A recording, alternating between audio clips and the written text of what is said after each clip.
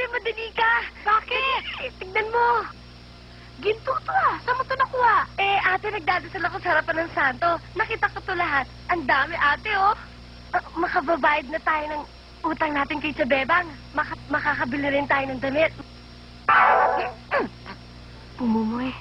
Salamat, ha? Tanga!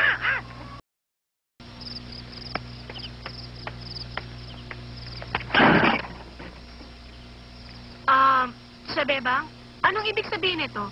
Saan nandun ang walang yamong ina? Saan naran? Alam ko naman kaya kayo nagpunta dito para maningil, hindi ba? Mabuti sa bunga nga mo na rin galing yan. Hoy, ako ha, sawan-sawa na ako sa mga pangako ninyo. Mabubulok na ako ng kahintay, wala pa rin kayo binibigay na bayad, ha? Sobra naman ho kayo maningil, Chabebang. Halos gibay niyo na yung pintuan namin, ha?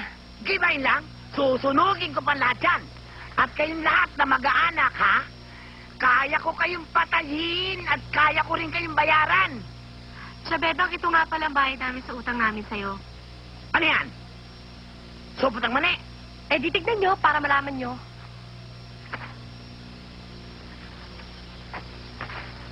Wala akong tiwala sa inyo, talagang dapat tignan ko, ha? Kayo mga Tingnan nyo. maminike.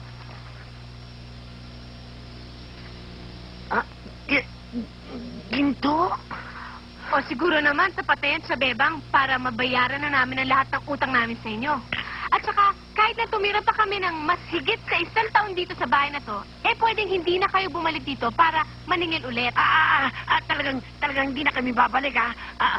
Oy, sabi mo sa nanay mo, maraming salamat, ha? Kayo, ha? Uy, magpapakabait kayo, ha? Huwag kayo magpapakagutom, ha? Kakain kayo marami, ha? Ang anak ko. Ang anak ko maganda.